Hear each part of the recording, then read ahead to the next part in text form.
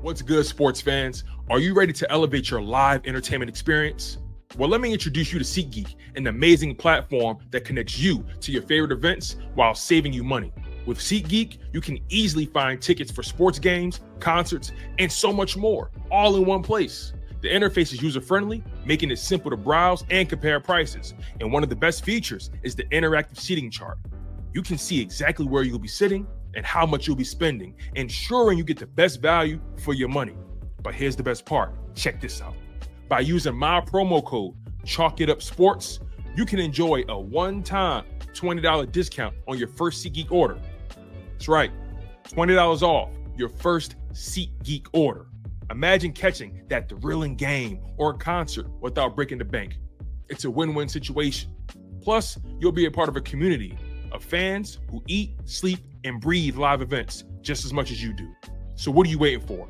Click the link in the description to download the SeatGeek app today. And don't forget to use my promo code ChalkItUpSports for a one-time $20 discount on your first SeatGeek order. Get excited. Now let's get back to the show.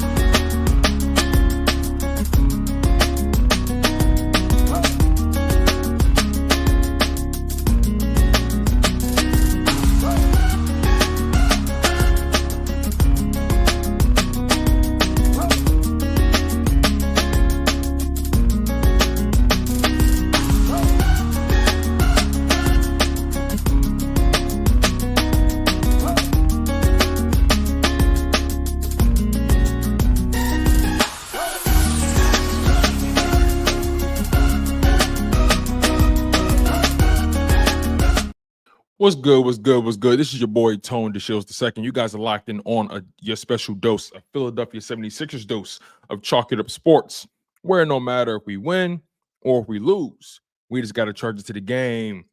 Now, I know we were supposed to be live about, I want to say, damn near 2 hours ago. But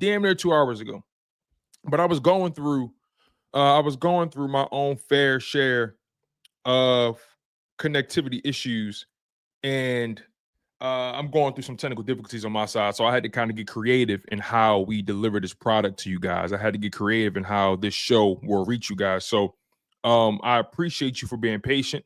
I appreciate you guys for sticking with me. I know you guys have a ton of other options out there. I totally understand that, but I appreciate you guys for sticking with me nonetheless. I know we're still growing our Philadelphia 76ers base here, so I understand if you guys are still trying to if you guys still need me to earn your trust when it comes to your Philadelphia 76ers. So I'm not going to trip about that. I really do appreciate you guys for locking in. Nonetheless, means a lot to me, goes a long way. So the game plan for today is to pretty much go over my observations from last night's loss to the New York Knicks.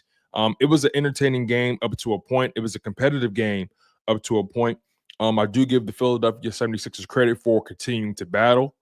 I do have plenty positives to take from the matchup, but I also have my fair share of negatives to take away from the matchup as well, because if I'm being completely honest, I think the Philadelphia 76ers got a lot of things that they need to work on, and they need a lot of things to really, shake their way or fall their way. And, I just have my concerns about a few different things, but we're going to take our time through this. And I appreciate you guys for locking in. As always, smash that like button. I'm your humble host, Tone DeShields II. Excuse me. So let's get through this. All right. So some of my overall observations from the matchup, it felt like the Knicks were playing at an entirely different speed than the Philadelphia 76ers. And it seemed that way pretty much all the way throughout. One thing I got to give the New York Knicks credit for, they shoot the ball very well. I mean, they're extremely efficient. In the game, the Knicks shot 44 for 89 from the field. They shot just below 50% from the field. Every other shot they was putting up was going in. And to be honest, they really didn't kill the Sixers from three. They were 9 for 31 from three. They weren't shooting well from three at all. But what they were doing was they were cutting to the basket, attacking baseline, taking advantage of the backdoor cuts, getting putbacks, offensive rebounds, forcing turnovers, getting easy buckets in transition. They just flat out outworked the Philadelphia 76ers on their offensive end. They outworked them. They were moving. Everybody was constantly moving on the Knicks side. Offensively, that is. It seemed like the 76ers were always a step behind them. It just seemed that way to me. No matter what the Sixers did, they was always a step behind on the offensive end. And the Knicks never got cold at all. They just kept finding a new hot hand. In the first part of that game, Karl-Anthony Towns was killing us. And then once you got towards that second half, it was all Josh Hart and OG Anunoby. And it was crazy because I'm watching the game, and when I looked at the box score, I was shocked by how many points Anunoby had in that game. It threw me off. I really didn't expect Anunoby to have as many points as he did, but he had a quiet 24, 25 points, if I'm not mistaken. Let me make sure I got this right here. I don't want to shortchange him. Yeah, he had a quiet 24 points. On the Philadelphia 76ers side, Paul George, he had his best game from an offensive perspective. He was actually effective on both ends when it comes to Paul George. Paul George, he put up 29 points in 32 minutes. He's still on a minutes restriction, but he put up 29 points in 32 minutes, went 10 for 19 from the field, 7 for 11 from three, 2 for 2 from the free throw line, 10 rebounds, 3 assists, 3 steals, and a block. And he had 4 turnovers. Now, his turnovers were killers because some of his turnovers occurred in crucial moments, and some of them were kind of boneheaded a little bit. Like you saw lazy passing from the Sixers in the fourth quarter. You saw back-to-back turnovers on various possessions. They were just getting outworked in the fourth quarter, and the game got away from them. As a matter of fact, going into that fourth quarter, the Sixers were only down 3 points. The score was 78-75 going into the fourth quarter. And, McCain had a big third quarter. We're going to talk more about Jared McCain in a little bit, but once that fourth quarter started, it seemed like all the offense that the Philadelphia 76ers had disappeared. And quite frankly, it took them too long to get their offense going in the fourth quarter. Because hear me out, right? The first quarter points, New York Knicks, 27, Philly, 25. Second quarter, Knicks, 27 points, Philly, 25. Third quarter, Knicks, 24, Philly, 25. So going into the fourth quarter, it was competitive all the way through. Every time the Knicks threw their best punch, the Sixers did their best to score. They were getting to the free throw line, slowing the game down. They were creeping back into the game on several occasions using the free throw line. And I appreciated that. But once they got to that fourth quarter, there was a point in time in the fourth quarter where they only put up like 10 points or 11 points. And granted, they finished the quarter with 24 points, which is on par with what they did throughout the game. But the Knicks had a flurry in that final fourth quarter. The Knicks turned it up. They scored 33 points in the fourth quarter, and they never looked back. And the Philadelphia 76ers had a hard time just getting their foot on offense. They were lackadaisical on defense. The passes was lazy. The Knicks just ran them out of the building. They ran them out of the building, if you ask me. The boy RJ, he says this season is a wrap, bro. I'm gonna keep it a bean. He even said chalk the season, yo. JM says offensive rebounds for the Knicks was crazy. Bro, you're absolutely right. I couldn't agree with you more. I couldn't agree with you more, man. And when I look at the team stats, when I look at the box score, I say to myself, okay, they didn't drastically out-rebound you, right? It was 47 rebounds. The Knicks had 47 rebounds to the Sixers 40. The Knicks had 8 offensive rebounds to the Sixers 9. The Knicks had 39 defensive rebounds to the Sixers 31. So all that indicates to me is the Sixers missed more shots than the Knicks did. In terms of offensive rebounds, the Sixers got to the offensive board way more, but the problem is the Sixers didn't take advantage of second chance opportunities enough like the Knicks did. That was the difference in the game to me. Whenever the Knicks got second chance opportunities, be it if it was off of a turnover or off of a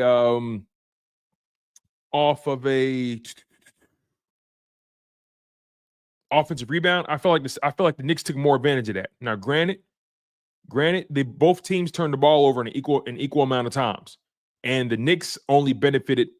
Let me see here. So here we go right here. So both teams turned it over 15 times, right? The Knicks only conceded 15 points off of those 15 turnovers. So think about it like this, right? If you turn the ball over 15 times, you're essentially giving them 15 additional possessions. And at minimum, if they score on all 15 of those possessions, that's 30 points at minimum. 30 points. But the Knicks only conceded 15 points off of their 15 turnovers. Now, when you look at the Sixers' 15 turnovers, they conceded 21 points off of their 15 turnovers. You see what I'm saying here? The Knicks had 12 fast break points compared to the Sixers' 11. Not drastic, but their fast break points were more impactful.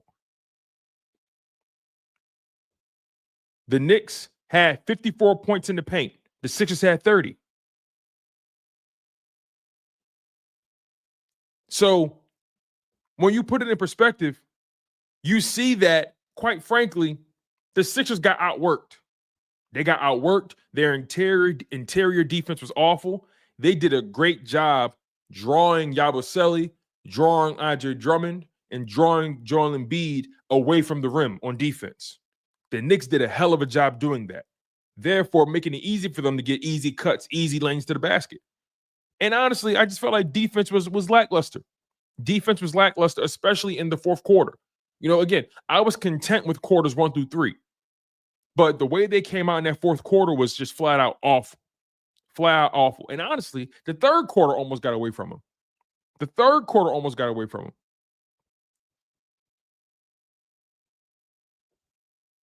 Because we know the Sixers don't do well in the third quarter.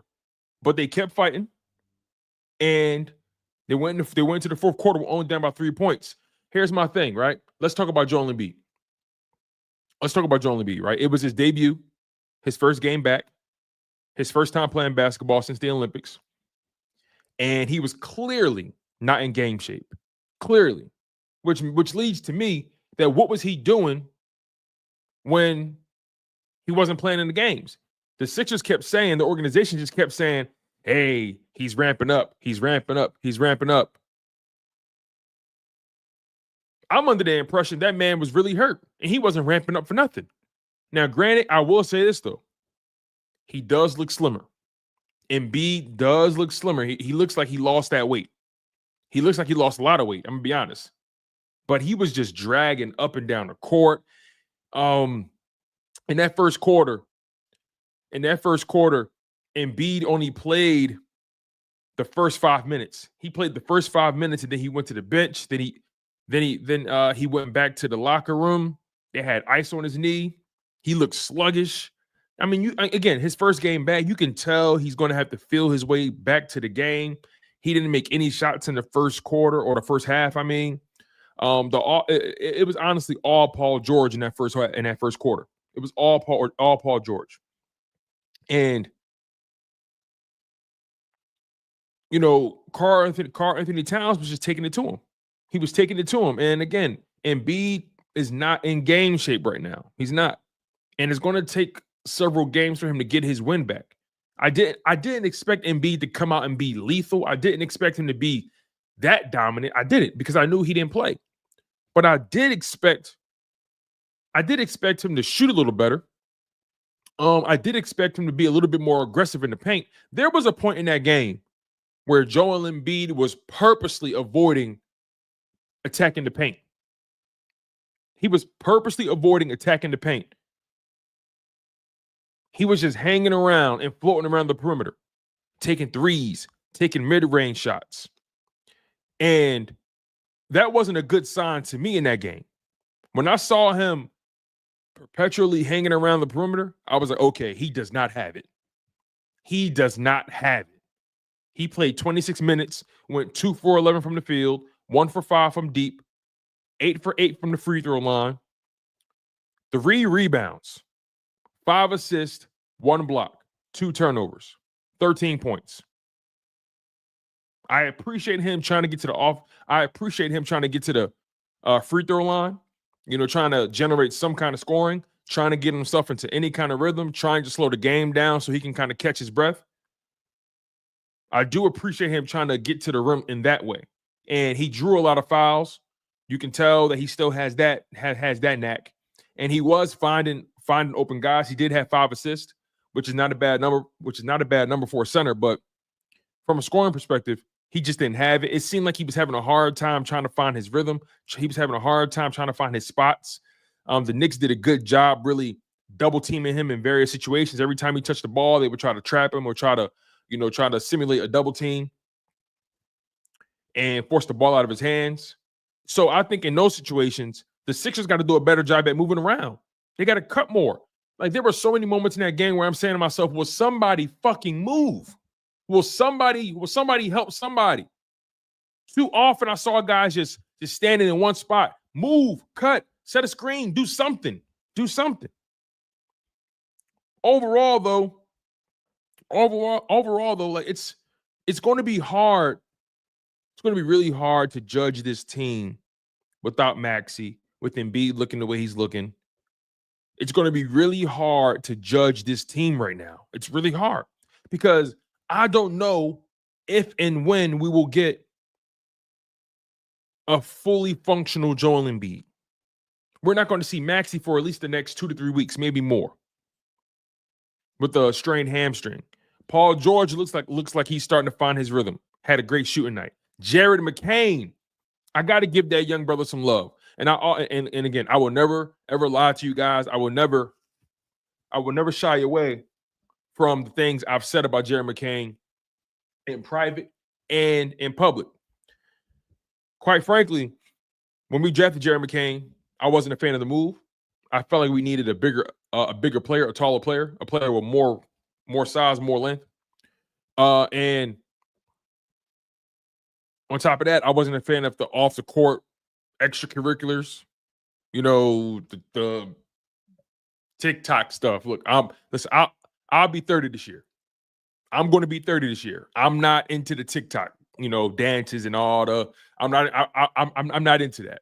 It doesn't move me. No pun intended. Nonetheless, he's a young player. He's 20, 21 years old. He's a young guy. He's a young guy. So I expect him to be into that. But I guess when you draft a guy, and that's one of the first things they talk about, is how popular he is on TikTok, it's exhausting. It's exhausting a little bit. But after seeing that brother play and judging him strictly off basketball, he could do all the TikToks he want. He could paint his nails a million different colors. I don't give a damn what you do, brother. I don't give a damn what you do. As long as you keep playing like that, as long as you keep attacking like that, you can do whatever the hell you want, brother. I mean that from the bottom of my heart. Jared McCain has been a breath of fresh air. He wants the big moment. He's not afraid of the contact. He's not afraid to go to the basket. He's not afraid to go at these veterans. He's not afraid to take his shot. He's not afraid to score in transition. He's not afraid to take over. I like Jared McCain. And he's much stronger than the average rookie. I mean, when you think about his build, he's a strong player. He's a solid player. His frame and all that. And he clearly understands how to get to his spots. He knows how to get in the rhythm for himself. And he doesn't stop shooting. He doesn't stop attacking. I appreciate that. I appreciate that trait in Jared McCain. I really, really, really, really do. I really do. It's a breath of fresh air.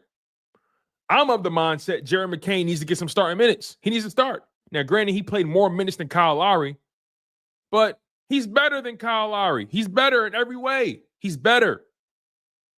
And he's younger. That's the obvious point. But I also understand that we're dealing with Nick Nurse. He's not going to start the rookie. He not, even though he's playing better than everybody. He's not going to start the rookie. He won't start him.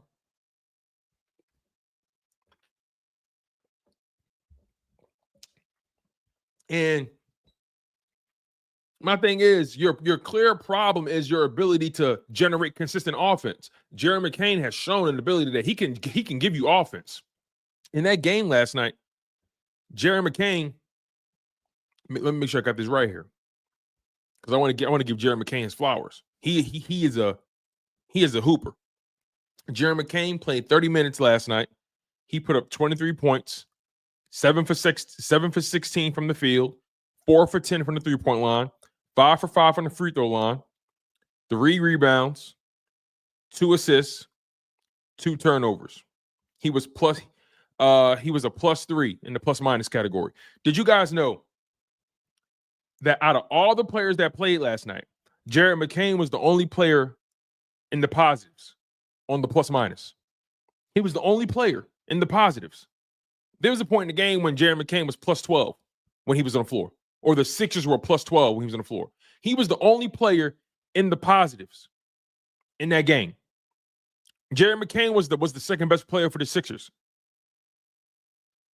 As a matter of fact, yeah, you know what? Let me not be disrespectful. He was the second best player last night for the Sixers. I was disappointed that Paul George was a non-factor in that fourth quarter, but I understand he's still on a minutes restriction as well.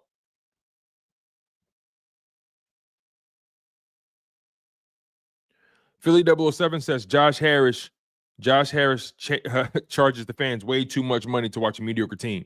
Bro, I agree. First of all, Josh Harris is a venture capitalist. He doesn't care a damn thing about the fans. He doesn't care about the Sixers. He doesn't care about he doesn't care about winning, if you ask me. He doesn't. It's a facade. Josh Harris doesn't care about winning. It's a facade. That's my honest opinion. Some people would say, well, Tone, he spent a lot of money on Embiid and Maxey and Paul George and all this kind of stuff, and he hired Daryl Morey. He has to care about winning, right? I mean, listen, when you purchase the local football team's rival franchise, you don't give a damn about winning. You don't give a damn about pride. You don't care. You don't give a damn about the culture. You don't give a damn about what fans think of the organization, think of you. You don't care. You're a venture capitalist. It's all just assets to him. It's all just dollar signs to him. YOLO856 says, I'm starting to hate this franchise. I don't really blame you. I really can't blame you, man. It's frustrating to watch. It's frustrating to watch a team that you had way higher hopes for. You had way higher hopes for this team. Way higher hopes. And they haven't delivered. They haven't delivered. So we just got to take it for what it is. We just got to take it for what it is, y'all. It's as simple as that. Right now, Joel Embiid is still working his way back. He's still working his way back. Paul George, his shot is starting to fall, so that's a good sign. But they still have him. They still have him on a minutes restriction. And I think Nick Nurse said something along the lines of, he's still not out of the woods yet. What the fuck does that mean? Like, Maxey, obviously, he's gone. And then you got Jerry McCain. So, there were positives in this game. There were some positives that you could take. Paul George, Caleb Martin had a good game. Caleb Martin played 36 minutes, was 7 for 10 from the field, 17 points, 1 for 3 from the 3-point line, 2 for 2 from the free throw line. He had 3 assists, 4 steals, 1 turnover. I give Caleb Martin a lot of credit too. He had a good game. was efficient, and he played really good defense. He forced turnovers. He has active hands. I will give Caleb Martin credit for that. I will definitely give Caleb Martin credit for that. Your leading scorers, Paul George with 29 points. Jared McCain with 23 points. Caleb Martin with 17, and Joel Embiid with 13 points. You know, Joel Embiid has to be better, and he will be better. But first and foremost, he got to get healthy, and he has to get his win, got to get his legs under him. You know, I think the game plan for Embiid during that game was to play him in the final few minutes of a quarter, allow him to carry it over into the next quarter, let him rest in the middle of the quarter. But they need Embiid. They clearly play better and different with him on the floor. He creates space for people. He creates opportunities for others. But they need him at his best, whatever that is. And again, it's going to be really hard to judge this team. It's going to be really hard to judge this team until we get at full strength, until Maxey comes back, and Embiid is back to normal to an extent, and Paul George is, continuing to do what he does. We won't know what this team is until everybody is off of a minutes restriction. But as of right now, the Philadelphia 76ers are 2-8 on the NBA season. 2-8. That's not a good start for one. And when it comes to the standings in the NBA, the Cleveland Cavaliers are still undefeated. They're 12-0, and the Sixers play them next. Cavaliers are 12-0. Boston's 9-3.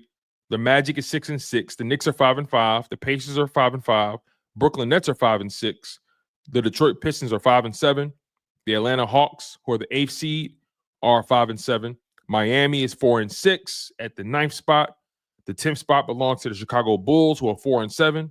The Charlotte Hornets are 4-7 as well. Milwaukee is 3-8. The Washington Wizards are 2-7. The Philadelphia 76ers are 2-8, and the Toronto Raptors are 2-10. The Philadelphia 76ers have the second worst record. The second worst record in the Eastern Conference. And my fear is that you're going to get too deep into a hole. Granted, this is an 82-game season. 82 games. But my fear is that they're going to get too deep into a hole. Because the competition is only going to get better. Your Eastern Conference peers, your opponents, are only going to get more and more fluid in their chemistry. The Celtics, they're trending up. The Knicks, they're trending up. The Cavs, they're at the top of the mountain right now.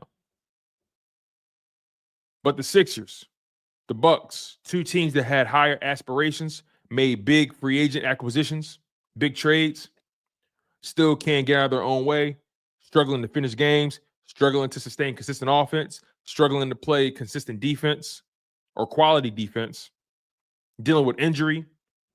It's not easy right now for the Bucks. It's not easy right now for the 76ers. Two franchises that have talent. Talent is clearly not the problem on these rosters. And that's what's the frustrating part about it. Talent is not the question. It's not. Health, hustle, and heart is. And it's straight like that. And that's our live stream for this afternoon, y'all. I really do appreciate the love. I appreciate the support. Next up, your Philadelphia 76ers have the Cleveland Cavaliers in Philadelphia. They play them tonight. It's a back-to-back. And that means we're not going to see Joel Embiid, and there's a strong chance we may not see Paul George. So that means, you know what that means. Sounds like a loss tonight, you guys. It sounds like a loss. And your Philadelphia 76ers will fall to 2-9 after they get crushed by the Cleveland Cavaliers. And that's just my perspective. And I'll leave it at that, y'all. And I don't mean to be pessimistic, but we know what we've been watching. We know the reality. And we're just gonna have to take this ride with the Sixers. We're just gonna have to stand pat and be patient with whatever this team will be come playoff time, if they make the playoffs. So smash that like button. Make sure you guys are subscribed to the show. Thank you, B-Man. I appreciate you, man. Thank you for the love. I appreciate the support, man. You guys have a good team out there in New York. I think Karl Anthony Towns, I think him going to New York is going to end up being one of the best things to happen to him. I think that high pick and roll with him and Jalen Brunson has potential to be deadly. So shout out to you, B-Man boy. I appreciate you for locking in on the show. It's going to be a hell of a season. Hopefully you guys can stay healthy, and hopefully we can get healthy. And I'll leave it at that, y'all. I've been your humble host, Tone DeShields II. You guys have been locked in on Chalk It Up Sports, a Philadelphia 76ers edition of Chalk It Up Sports, where no matter if we win or if we lose, we just got to charge it to the gang.